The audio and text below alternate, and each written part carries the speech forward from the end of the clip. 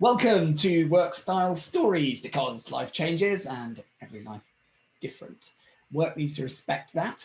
And this week we're talking about the priorities in life. We're talking about well-being and escaping office politics. And I'm joined by François to discuss those things. Hello, François. Oh.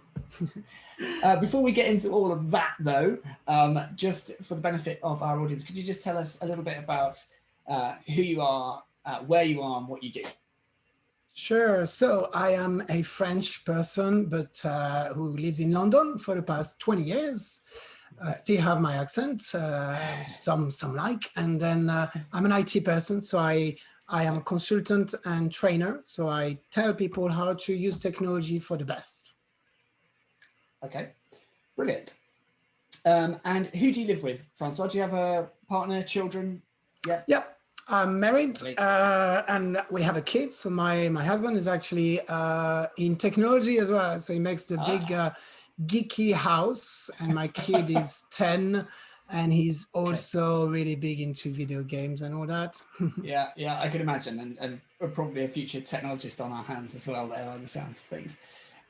Brilliant. Okay. Well, thank you for that. So as you know, this series is all about work style, and we're talking about how work used to be and also kind of how it is now for you.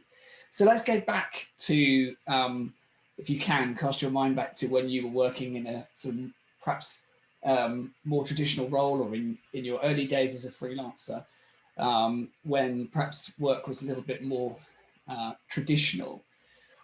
How did you find it being in the line of work that you were in? I mean, did you find that you were sort of the expectation was to be in the office all day, and or what were the things that you particularly found that you didn't get on with in that work? Yeah, so being in IT, it's especially this line of work.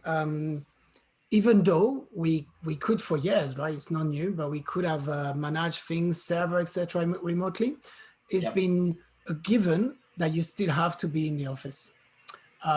So a few years ago, 10 years ago, even 5-10 years ago, servers were in the office, but it's very quickly been replaced. We still had to be in the office because colleagues, users need us. It was a bit challenging because in my case, right, I have to spend a good 60 to 80% of the time focusing on development, clearly, on learning new things as well, because it changes all the time. So having someone walking in and saying, oh, can you help me with this? Can you fix this? It just never worked, right? Yeah, so not a very productive way to work in that particular line of work. We hear that a lot from developers. And I guess that kind of office environment, the kind of water cooler gatherings and the sort of associated bureaucracy, I suppose, office politics that comes with that. How does that, in your kind of line of work, and in I can imagine that that's not something that your sort of personality type, and I'm not casting aspersions about your personality type, but we've spoken before about this in the past. How did you find that, and that kind of culture, I suppose, for you personally and for the work that you did? Obviously, the answer is going to be difficult. Like, how did you find it difficult? Because I am someone who just needed to, for instance, take a lunch break. It might be a French thing to do, but take a lunch break is like getting out of the office for me and not talk about work so much. Obviously, in a corporate environment, in an office base, then it's maybe staying around the office, but quite talk to colleagues, and then we end up to talk about projects. So it's very difficult. And then leaving for, let's say I go for a walk, or I go for a run even at lunchtime, and coming back and having colleagues that, when I mean colleague, is people in the buildings that sometimes I have nothing to do with, but they are kind of like looking at the time, and I'm like, yeah, but you don't know that yesterday I worked until 9 p.m. Yeah. So that was a bit tough. Yeah, I can imagine. And I think we're on a bit of a mission to change people's thought process around that. You know, it's not about how visible you are or how many hours even that you're around for. It's what you're delivering that really matters.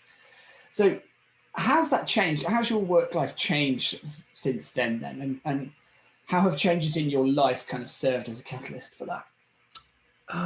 So obviously, I had a few opportunities over the years to change this work style and to Yeah. say, like, well, actually, it's not really 9 to 5 anymore. It can be, in some cases, it can be 7 to 10 and then carry on like 5 to 9, or it can be a 9 to 5, but that's my own decision. Yeah. So it's changed greatly because obviously I told you I have a family, I have a kid. Mm. So one thing that was very clear for me is to be there and be there at school outings, like going, just walking to the park with the class and picking him up, etc. So that's something that I'm definitely doing. And Yeah, my absolutely. my agenda is blocked every now and then to make sure that nobody can book a meeting at the time I'm going to be with my son. So yeah. Mm. And has anything enabled you to sort of have more control like that? Because the way that you're talking about your work is kind of your work style, I suppose, now is quite of your own design. Whereas I think a lot of people in the tech space, if you're freelancing, typically you're contracting, and therefore actually your work looks more like a traditional employment job. Did anything happen to help you with that transition? Have you always wanted it to be more of your own design? How's that kind of come about? So one thing that I it's not even that I hide it, is my mobile number. Like, people Okay. see it every now and then. It was on my signature, etc. But I realized that Yeah. they don't need to call, because when they Mm, call, I might be in the middle of something, and mm, therefore I would have to come back. So eventually, it turns out that yes, my customers, my partners, etc., will not actually use mobile phone mm, directly. So mm, nowadays with technology, easy, they will use text, mm, WhatsApp, whatever. But mm. very often it's more like I would send a link, so they Yeah. book my time. So therefore, they have access to my calendar, and this happens like Mm. daily. That I have someone says, I have a new project. Are you available on the 10th? And I'm like, yeah, well, just go and check, because I'm busy going to the garden. Yeah. Yeah. I think that's a great behavior and a great tip for people adopting remote working at the moment and into the future is this interruptive communication just doesn't really work. So you have to schedule stuff. And so scheduling tools are really helpful for that. But it also means, as you say, you don't necessarily need a mobile phone number. You can trade links and talk asynchronously on messaging apps and that sort of thing. Yep. So I think that's great. And you're right, you know, the behavior of just removing your phone number, for example, can be the thing that unlocks that ability for you to be more the master of your own time. And it sounds like you've got that cracked brilliantly. So good on you, Francois, for doing that. And thank you very Yep. much for sharing that tip and for sharing your story. Um, No problem. what's your working day looking like? Typical working day looking like now, then, Francois? Just give us a quick Uh, overview. so this morning I had an intense workshop. Then I had a nice break because I had to empty my head a bit. So lunch break, hold on.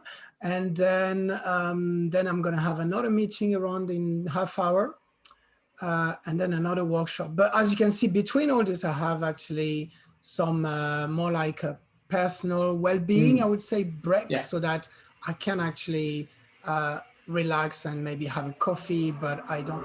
The other tip regarding technology, right, is that yes, it is true. I have my mobile phone in my pocket all the time, Mm, because if something is urgent, then I will see it, but as a notification, not as hmm. someone is calling, Yeah. and therefore it allows all of us to just postpone message, snooze it directly. Yeah. Yeah. And I think that really frees the mind and the stress level. Yeah. I couldn't agree more. It sounds like you've got it well sorted, Francois. Good on you. Thanks very much for sharing your work style story. Who'd have thought a Frenchman recommending that we all take a good break for lunch while we're working, but also focusing on our Yeah, well-being. Good avoid stuff. the wine and you'll be fine. Yeah, great stuff. Thanks very much, Francois. I'll speak to you again with All your right, work style bye. story. See you next time. Bye bye.